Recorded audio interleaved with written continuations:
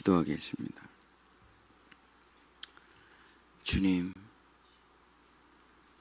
우리를 사랑하시는 주님은 우리에게 진리를 전해주십니다. 우리를 사랑하시는 주님은 우리에게 회초리를 대십니다. 우리를 진실로 사랑하시는 주님은 우리가 악을 행할 때 달려와 우리를 멈춰주십니다. 주님, 정말 이 예레미야 말씀을 통해 우리 안에 있는 악을 제거하고 우리의 본성을 제거하고 정결하고 거룩한 하나님의 자녀가 될 수 있도록 주님 도와주시옵소서. 예수님의 이름으로 간절히 기도드렸습니다. 아멘. 오늘서부터 다음 주까지 예레미야의 말씀을 전합니다. 이제 예레미야의 말씀을 여러분이 들으실 때 고통스러워요. 이게 예레미야가 고통스럽습니다. 멸망의 기록이기 때문에 이제 회초리를 맞는 시간인데 좀 마음이 아프고 우리의 본질과 죄성을 드러내기 때문에 정말 혼과 영과 및 관절과 골수가 쪼개지는 아픔이 있지만 이 예레미야를 통해 정말 내 인생이 버려야 될 정말 나를 괴롭히는 쓴뿌리와 죄악들이 제거되고 하나님의 축복이 임하는 시간이 되시기를 예수님의 이름으로 축복합니다. 오늘은 이제 예레미야 큰 틀을 소개하고 예레미야의 말씀을 여는 시간입니다. 그래서 예레미야의 큰 틀을 제가 징비록 예레미야라고 주제를 정했습니다. 1592년 조선 선조 때 이제 영의정 류성룡이 7년간 일본의 임진년 때에 외란을 겪은 내용을 기록한 책이 16권으로 된 책이 징비록입니다. 징비록. 그래서 전쟁을 겪고 그 쓰디쓴 참상을 7년 동안 영의정 류성룡이 기록하면서 다시는 이런 고통을 겪지 말라. 다시는 이런 아픔을 겪지 말라. 다시는 똑같은 일을 겪지 말라 하면서 그때 일어났던 모든 아픈 내용을 상세하게 기록합니다. 그러고선 책 제목을 징계할 징, 삼갈 비, 그래서 징비록이라고 책을 기록하죠. 다시는 우리 후손들이 이런 임진왜란과 같은 아픔을 겪지 말라. 근데 이 징비록의 책을 우리가 잊어버리고 아이들한테 가르치지 않습니다. 그냥 축복의 책만 가르치고 잘 된다는 것만 가르치고 우리 애들 상처 입어요. 우리 애들 마음 다쳐요. 그러면서 그런 걸 가르치질 않아요. 그랬더니 어떻게 됩니까? 일본의 때 완전히 나라가 짓밟히게 되는 끔찍한 일을 겪게 되는 것이죠. 예레미야는 BC 627년 남유다 요시야 왕 때부터 예루살렘이 완전히 멸망한 586년까지의 모든 기록을 기록한 책이 바로 예레미야입니다. 예레미야. 그러니까 이거를 읽으면 우리가 징비록을 읽으면 가슴이 찢어질 것 같은 느낌이 드는 것처럼 이스라엘 백성은 예레미야를 읽으면 가슴이 찢어질 것 같은 그런 거죠. 우리가 뭐 일본하고 아무 상관도 없는데 한일전 하면 막 진짜 극도로 흥분하죠. 왜냐하면 그 아픈 상처 때문에 그런 것이죠. 그래서 이게 눈물이 없이는 읽을 수가 없는 책이다. 그래서 예레미야를 눈물의 책, 눈물의 선지자의 기록이라고 애칭이 붙어 있죠. 그래서 정말 뼈아픈 책망을 이제 2주간 우리가 들을 텐데 하나님께서는 말씀하십니다. 내가 진짜 사랑하는 자녀들에게는 꼭 징계하고 회초리를 댄다. 사랑하지 않는 자녀는 그냥 아무렇게나 살게 내버려 둔다. 그러나 사랑하는 자녀에겐 회초리를 댄다. 성경의 첫 마디가 뭐냐면, 하나님이 아담과 하와에게 하는 성경의 첫 마디가 뭐냐면 안 돼, 안 돼, 안 돼. 사탄이 하는 첫 마디가 뭐냐? 된다, 된다. 자, 여러분이 자녀들에게, 내가 너무 내 생명보다 귀한 자녀들에게 여러분이 하루 종일 하는 말이 뭐죠? 안 돼, 안 돼, 안 돼. 사탄이 우리 애들 유혹하는 거짓말쟁이들이 우리 애들한테 하는 말이 뭐죠? 된다, 된다. 진짜 자기 자식을 사랑하면 하루 종일 안 돼, 안 돼. 빨간색에 신호등 막 차도로 들어가면 안 돼. 선생님 말씀 안 들으면 안 돼. 친구들이랑 싸우면 안 돼. 아무거나 먹으면 안 돼. 진짜 사랑하는 사람이 하는 말이 뭐냐? 안 돼, 안 돼. 근데 사탄 마귀는 다 된다, 다 돼.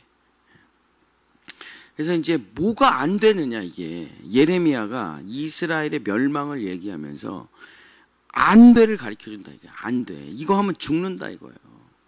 아니, 누가 자기 자식이 독약을 먹는데 먹어 그럴 사람이 누가 있어요. 달려가서 탁 쳐야지. 애가 상처를 받든 뭘 하든지 막아야죠, 부모가. 그 뼈아픈 이스라엘의 징비의 기록이 있는데, 우리가 이제 이 예레미야를 읽으며 이스라엘의 어리석음을 보면서 정말 나를 회초리로 치고 정말 새로 갈아엎어서 옥토밭으로 만들어야 되는 것입니다. 그래서 이 2주간 비록 우리는 회초리를 맞고 정말 마음이 찢어지겠지만, 우리는 이 2주간이 끝나면 다시는 이 죄악을 반복하지 아니하고 완전히 새로워질 수 있다. 그래서 정말 귀한 책이죠. 자, 왜 이스라엘은 아브라함 때부터 그렇게 놀라운 기적을 경험하고도 하나님을 배신하고 멸망하고 말았을까요? 출애굽, 홍해바다, 반석에서 물이 나고 만나와 메추라기, 구름기둥, 불기둥, 여리고 정복, 가나안 정복, 사사들을 통한 열방의 전쟁에서의 승리, 다윗의 놀라운 세계 정복, 솔로몬의 가장 위대한 성전 건축까지 이룬 이 놀라운 나라가 아무것도 없는 무당집 아들 아브라함으로부터 시작해서 전 세계를 정복한 이 이스라엘이 왜 하나님을 버리고 멸망을 했을까? 그 이유가 무엇이냐? 이스라엘이 본질적으로 망한 이유, 사람이 본질적으로 망하는 이유는 딱 한 구절로 설명을 합니다. 예레미야가 이것을 이제 물의 비유로 설명을 하는데, 예레미야 2장 13절입니다. 예레미야 2장 13절. 예레미야 2장 13절.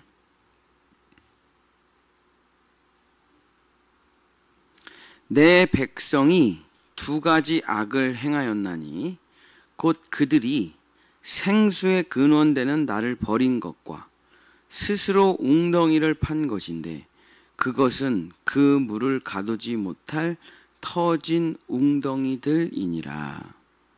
이것이 인간이 저지른 죄악의 본질입니다. 본질.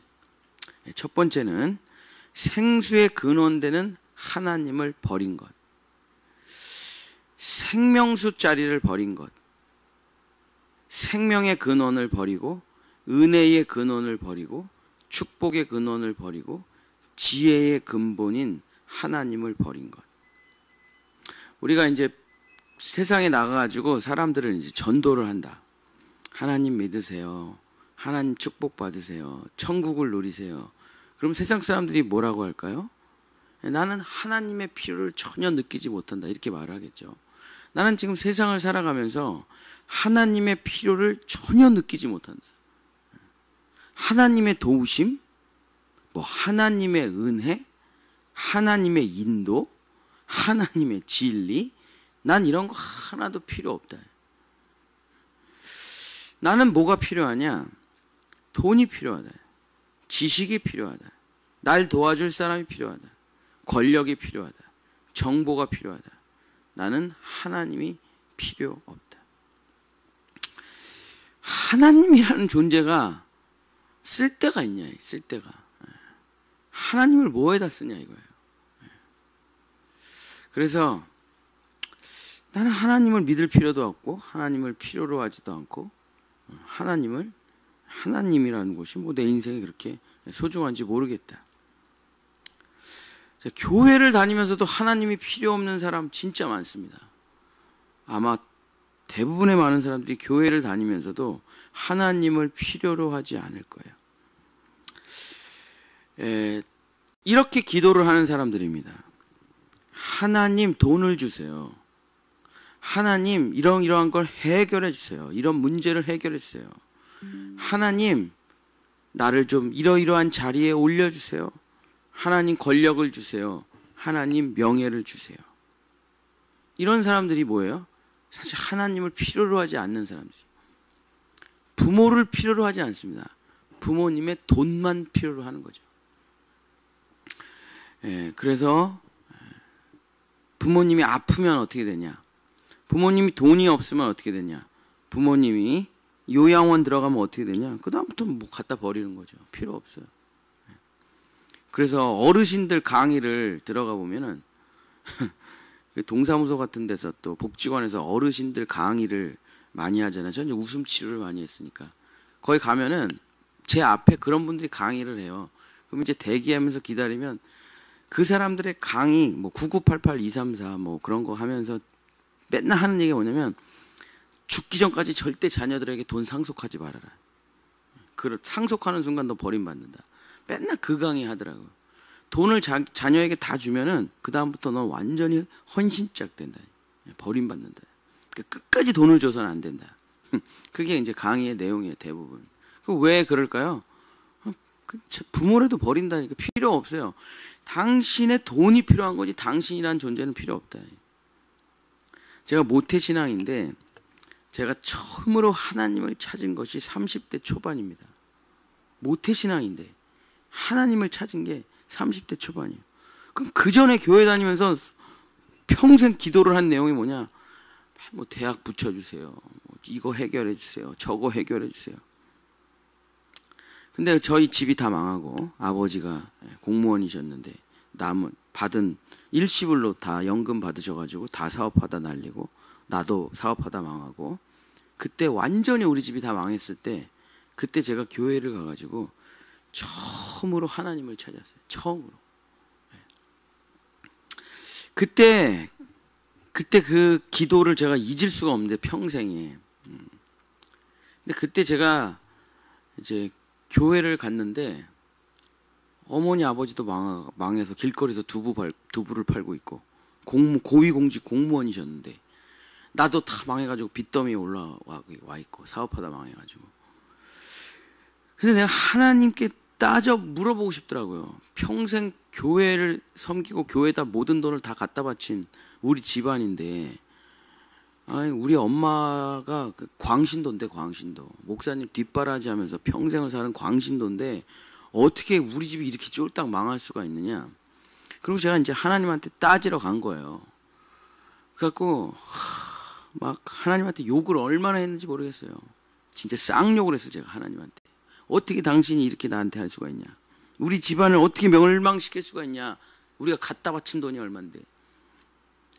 그러고선 하나님을 욕을 하다가 이렇게 피아노 위에 악보가 하나가 있었는데 그 찬양 그냥 우연히 봤는데 그 찬양 가사 때문에 제가 거기서 몇 시간을 울었는지 떼굴떼굴 구르면서 그 가사가 뭐였냐면 나 무엇과도 주님을 바꾸지 않으리 다른 어떤 은혜 구하지 않으리 오직 주님만이 내 삶의 도움이시니 주의 얼굴 보기 원합니다.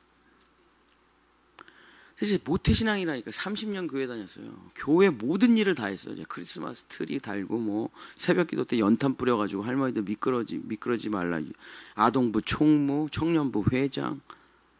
근데 제가 완전히 쫄딱 망하고 나서 제 가슴을 치는 한마디.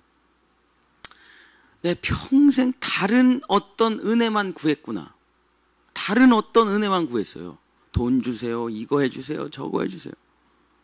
근데 여기 가사에 보니까 주의 얼굴을 보기를 원합니다. 내가 주님이라는 분을 만나 뵙기를 원합니다. 이런 기도를 해본 적이 있던가? 하나님의 얼굴을 원합니다. 하나님을 만나기를 원합니다. 다른 은혜가 아니라 내가 정말 하나님을 만나 뵙기를 원합니다. 내가 이런 기도를 해본 적이 있던가? 한 번도 없어요. 30년 동안. 제가 그래서 그냥 그때 가슴을 치면서 펑펑 울기 시작했죠. 그 다음날 제가 하나님을 만났다니까. 그 다음날 부흥회 때. 한 번도 하나님을 원한 적이 없어요. 돈만 원했지, 돈만. 기적만 원했지. 유대인은 기적을 원하고 헬라인은 지식을 원한다. 살아계신 하나님을 원하는 사람이 있냐? 없다. 교회를 다니지만 정말 하나님을 만나 뵙기를 원합니다. 하나님 손을 붙잡기를 원합니다. 내 두 눈과 내 귀로 정말 하나님을 만나기를 원합니다. 없다니까요. 그런 사람이 없어요. 다 달라. 내 행복 달라, 내 평안 달라. 그 주잖아요. 하나님이 주면 다 도망가요. 없어요.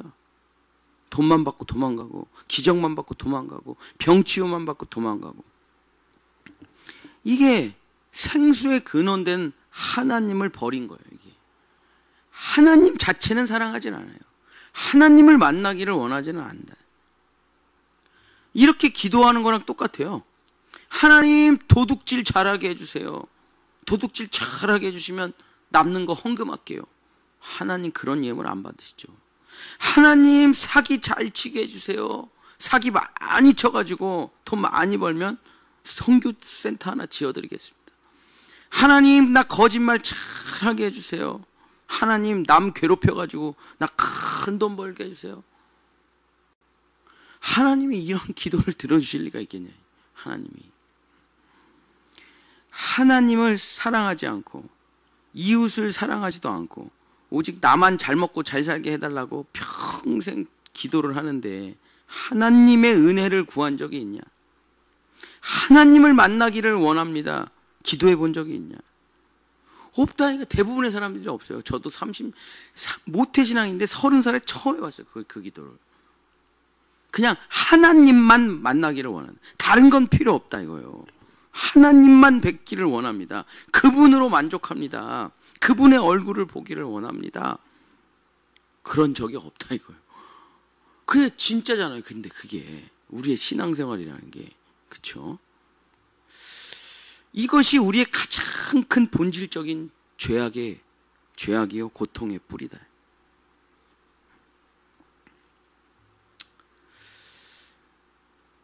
마태복음 7장 21절서부터 23절에 예수님께서도 이렇게 말씀하십니다.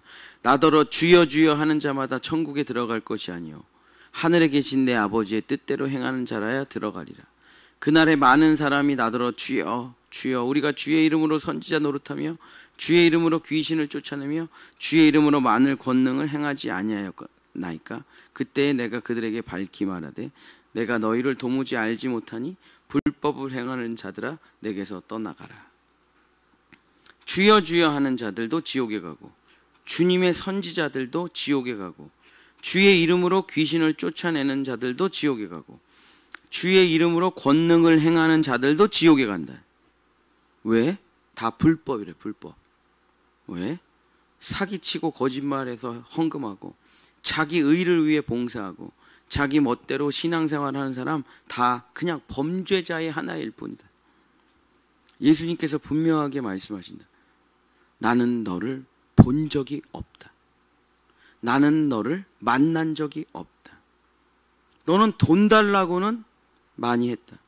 너의 이익을 위해서는 열심히 했다. 그러나 너는 단 한 번도 십자가로 날 찾으러 오지 않았다. 그 만난 적이 없어요. 하나님을. 이것이 우리의 가장 큰 죄악이라. 가장 큰 죄악. 하나님을 찾지는 않는다. 두 번째 죄악은 뭐냐면 그 하나님을 버리고 스스로 하나님이 된 거죠. 스스로 웅덩이를 판 겁니다. 진짜 하나님을 버리고 이제 스스로의 힘으로 살아가는 것입니다. 스스로 하나님 되어 스스로 선택하고 스스로 판단하고 스스로 결정하고 스스로 책임지는 거죠. 뭐든지 다 자기 멋대로 하면서 살아가는 사람입니다. 이 사람을 뭐라고 부르냐? 거라사의 광인이라고. 거라사의 광인. 이 거라사의 광인의 특징이 뭐냐? 마가복음 5장 2절서부터 7절까지 배에서 나오심에 더러운 귀신 들린 사람이 무덤 사이에서 나와 예수를 만나니라. 그 사람은 무덤 사이에 거처하는데 이제는 아무도 그를 쇠사슬로 맬 수 없게 되었으니 이는 여러 번 고랑과 쇠사슬에 매었어도 쇠사슬을 끊고 고랑을 깨트렸음이더라. 자, 이 거라사의 광인의 특징이 뭡니까? 딱 한마디로 이거예요. 그리하여 아무도 그를 제어할 힘이 없는지라. 요게 죄인의 특징이에요. 자, 여러분을 통제할 사람 있습니까? 여러분을 통제할 사람 있어요? 없다면 여러분은 죄인이에요, 죄인. 못 고쳐요, 그거. 제가 수많은 사람들, 이번 여름에 만난 사람만 해도 뭐 수백 명이겠죠, 제가. 특징이 뭐냐? 죄인의 특징. 통제 불가. 이게 죄인의 특징이에요. 통제 불가. 통제가 안 돼요. 부모도 통제가 안 돼요. 말을 안 들어. 통제가 안 돼요. 어느 누구의 말도 안 들어. 이게 죄인의 특징이에요. 제어할 사람이 없어요. 아무도 그냥 자기 고집대로, 자기 뜻대로, 자기 느낌대로, 자기 감정대로, 자기 직관으로 살아가요. 통제할 사람이 없어요. 자, 지금 여러분을 혼낼 사람이 있습니까? 일로 와봐. 그렇게 하지 말라고. 똑바로 해. 정신 차려. 그거 하지 말라고 몇 번 얘기했어, 내가. 이런 사람이 있습니까? 신앙생활 잘하고 있는 거예요. 저도 있거든요. 목사님 일로 와보세요. 예, 그렇게 하지 마시고 이렇게 하세요. 예, 알겠습니다. 전 그런 사람이 있습니다. 저를 가리키고 지도하시는 분이 있어요. 많이 혼나죠. 많이 혼납니다. 근데 여러분 그런 사람이 있어야 돼요. 반드시 있습니다. 예수님이 직접 나타나서 여러분을 혼내는 게 아니에요. 분명히 여러분을 혼내는 사람이 반드시 있어야 돼요. 안 그러면 이 사람은 어떤 사람이냐? 왜 그런 사람이 나한테 없느냐? 말을 안 들으니까 아무도 나를 코치를 안 하는 거예요. 말을 안 들으니까 아무도 나를 감독을 안 해주는 거예요. 너는 희망이 없다 이거예요. 왜 말을 안 들으니까? 어느 누구도 이 사람을 제어를 못해요. 그냥 진짜 예레미야에 그 사람을 뭐라 그러냐면 발정난 암말이래. 헐떡헐떡거리는 발정난 암말. 통제할 방법이 없어. 통제할 방법이. 이 순말 저 순말이랑 음란한 짓을 하는데 그게 발정기가 찾아와. 동물은 발정기가 찾아오면은 통제 불가능해요. 이게 진짜 하루에 몇 번을 교미를 해가지고 새끼를 가져야 돼. 왜냐하면 그게 본능이니까 본능. 예레미야가 그 이스라엘의 그 모습을 발정난 암말에 표현을 한다니까요. 너무 끔찍하죠. 근데 내가 발정난 암말이에요. 통제 불가. 여기 가서 헐떡헐떡대고 저기 가서 헐떡헐떡대고 어느 누구도 나를 통제를 못해. 통제를. 이는 여러 번 밤낮 무덤 사이에서 산에서나 늘 소리 지르며 돌로 자기의 몸을 해치고 있었더라. 근데 그 사람의 인생이 뭐냐? 다 자기를 해치고 사는 인생이에요. 가족을 해치고 사는 인생이에요. 그러면서 예수님을 찾아와서 뭐라고 말을 합니까? 큰 소리로 부르짖어 이르되 지극히 높으신 하나님의 아들 예수여, 왜 나를 자꾸 건드리려고 하십니까? 왜 나를 자꾸 간섭하시려고 하십니까? 왜 나를 자꾸 혼내려고 하십니까? 나와 당신이 도대체 무슨 상관이 있다고? 원하건대 나를 괴롭히지 마옵소서. 이게 이제 죄인의 특징이죠. 이제 예수님이 말씀하세요. 너 누구냐? 너 누구냐? 그랬더니 이 사람이 뭐라고 대답합니까? 나는 많다. 내 이름은 너무 많다. 레기온인데, 헬라어로 레기온.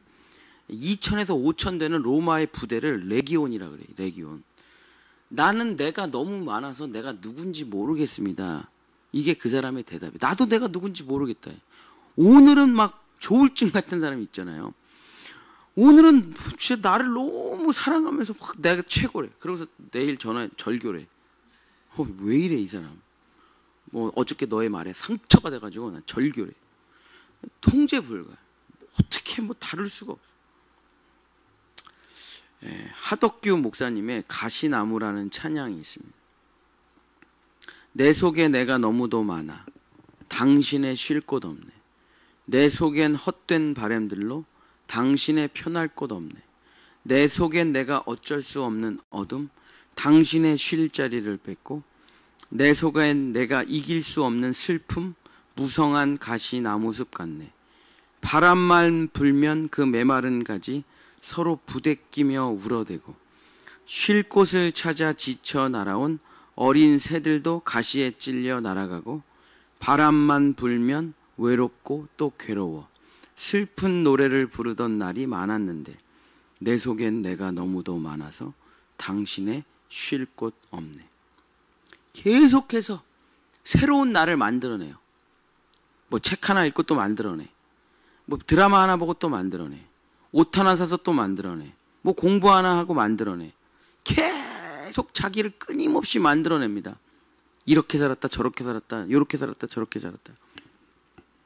너는 누구야? 몰라요. 부모도 모르고 자기 자신도 모르고 아무도 몰라. 아무도 몰라 내가 누군지. 너무 많아요. 그러면서 하나님을 버리고 스스로 하나님이 돼서 계속 변신을 하는 거예요. 변신. 거짓 껍데기, 무화과 나무 잎사귀로 자기를 계속 감추고 변화시켜 나갑니다. 그러나 예레미야는 그 모습을 터진 웅덩이라 표현합니다. 잠깐 되는 것 같은데 다 사라지고 만다. 밑빠진 독이다. 모래 위에 쌓은 집이다. 아침 안개다. 바람을 잡으려고 한다. 성경의 표현들이죠. 다 헛되고 헛되며 헛되고 헛되니 모든 것이 다 헛된 수고다. 죽도록 고생하나 남는 것이 하나도 없다.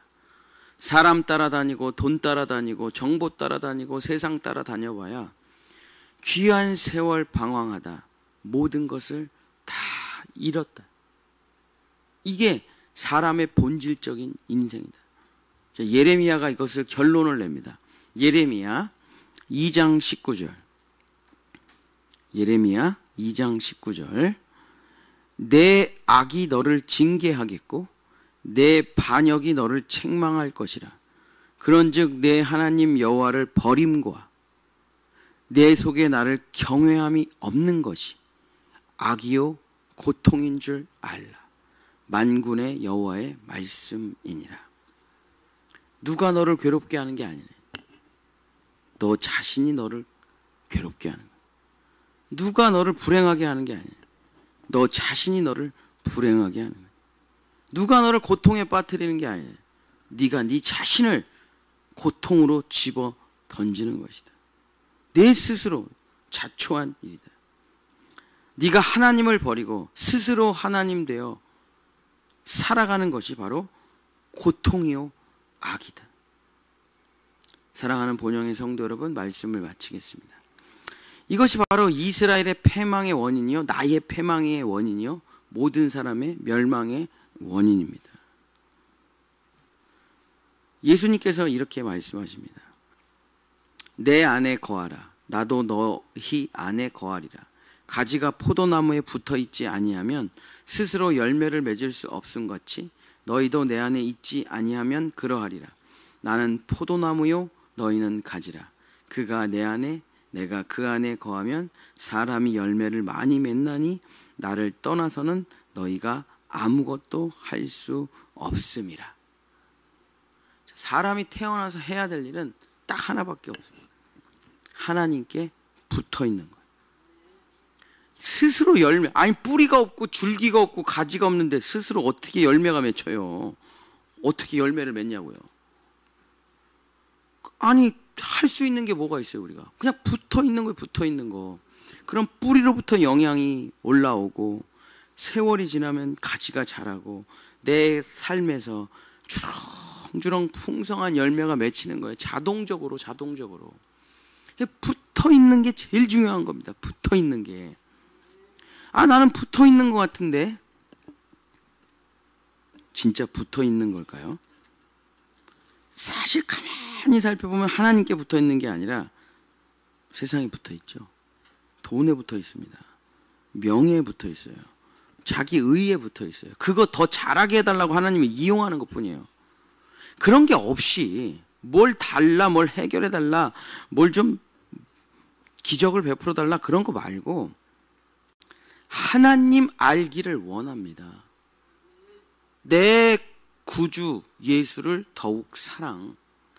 그냥 하나님과의 친밀한 교제 속으로 그냥 들어가세요. 그냥 예수님하고 좀 친해지세요. 예수님하고 좀 사랑을 나누세요. 그럼 나머지는 고민할 게 없어요. 그것이 본질이고 뿌리다.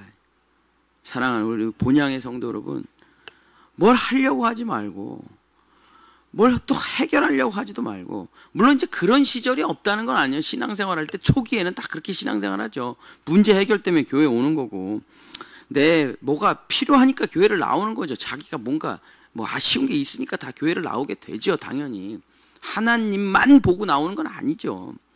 그러나 이제 신앙생활에 연륜이 이제 좀 붙었다면은 이제는 우리는 이렇게 기도해야 될 때가 온 것입니다. 하나님 얼굴 보기를 원합니다. 정말 하나님과 친밀한 교제를 하기를 원합니다.